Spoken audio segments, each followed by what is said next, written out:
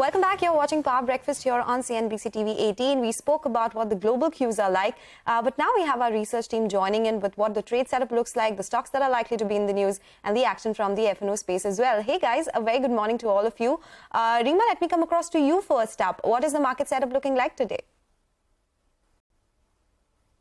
Well, it looks like there will be a bit of a gap down opening to begin with. The SGX Nifty is currently down about 35 to 40 points, but it still pegs us back within that broad range that we've been holding on for the last couple of days. On the way up, it will be 17,200, 17,250, which will be an immediate resistance for the markets to conquer. Yesterday as well, the Nifty went to levels of 17,200 and retraced. And on the way down, it will be this week's Monday low of 17,828. So that seems to be the broad range the markets are likely to hold on to. But today there is some news which could rattle investors because, and you guys have been, will be discussing it in greater detail.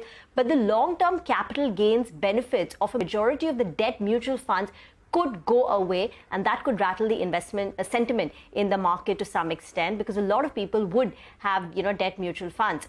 DIIs yesterday bought 1,668 crore in the cash market. The FIs sold 995 crore in the cash market.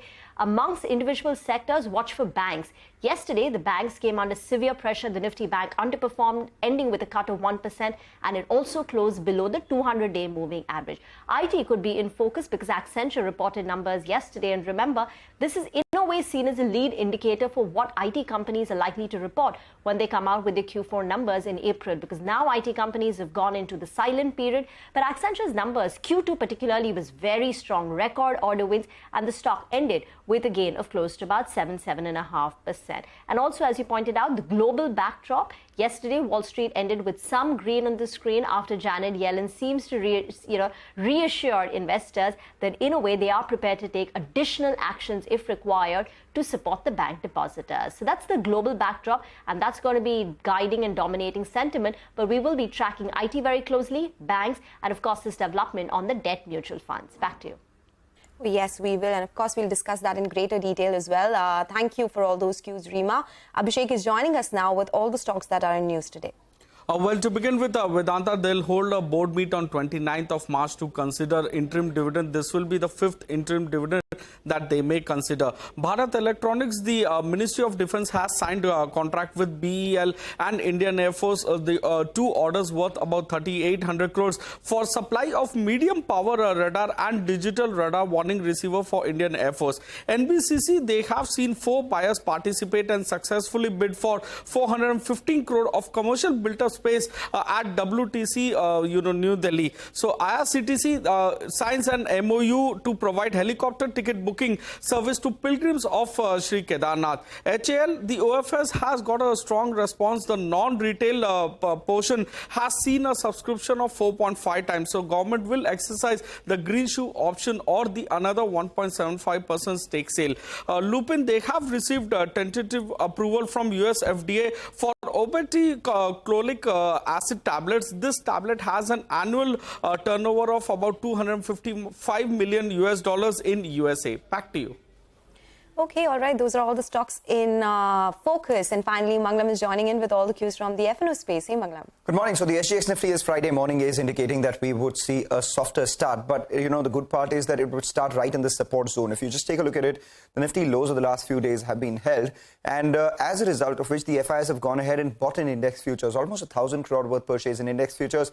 They bought 60% of that on the Nifty and just about 40% to the Nifty Bank, close to around 400 crores there. The important part is that, they've added around 8,500 longs, covered a few shorts, and as a result of which they were tremendously short on the index futures, and they've gone mildly higher in their long exposure from 7.5% to about 11%, still tremendously short in the index futures itself. The Nifty Bank was an underperformer, broke below the 20 and the 200-day moving average, as Reema pointed out as well. So let's see where we go from here. In terms of March series options expiry that happens next week itself, we'll watch out for the 17,100 call, which saw a fair amount of writing, premium at around 111 odd rupees. 17,200 call writers were extremely active, as were 17,100 put writers. So What does all of this mean? Well, it means that the support for the Nifty is between 17,000 to 17,050, right where the SGX Nifty is indicating its opening. At the same time, the resistance is at levels upwards of 17,200 to 250. So we'll keep an eye out on that. Okay, all right. Thank you so much, guys, for joining us and prepping us up for this trading day ahead. Have a great Friday. But with that, let's move on, because now mutual fund investments where not more than 35% is invested in equity shares of Indian companies will deem to be short-term capital gains. What does it mean for the mutual fund industry? We'll get you more on the story after this short break.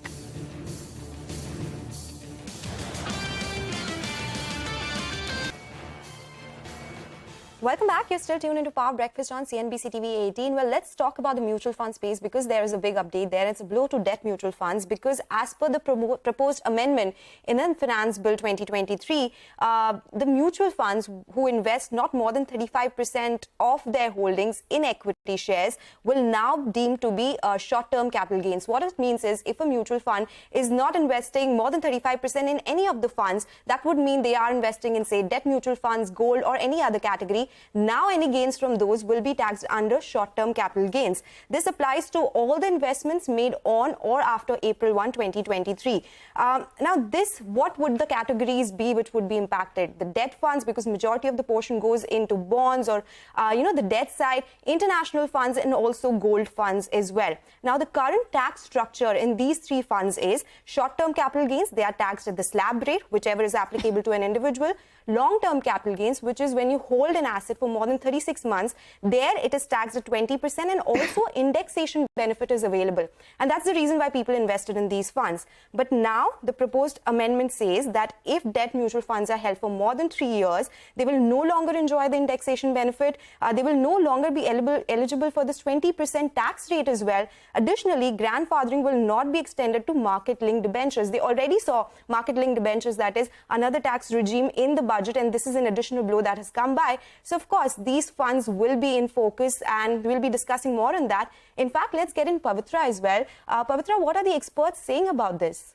Oh, Sona, like you were pointing out, I have been talking to experts through the morning, and everybody agreeing that this is a big blow to debt mutual funds. In fact, not just debt mutual funds, this applies to gold and international investing as well. So, that is going to be hit as well. And, experts saying across the board that one of the main reasons to really invest in debt, in gold, or in international funds was, in fact, the indexation benefit. And when you remove that, of course, that comes as a big blow. So they think that money will now flow to sovereign gold bonds and maybe back to FDs and NCDs as far as the debt category goes.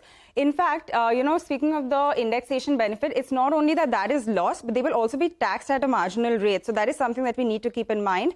Also from experts, and this is something that we do know, that retail investors are not that big in the debt category, right? It is mostly institutions that are larger clients, so that those will be perhaps more heavily impacted, and also the HNIs.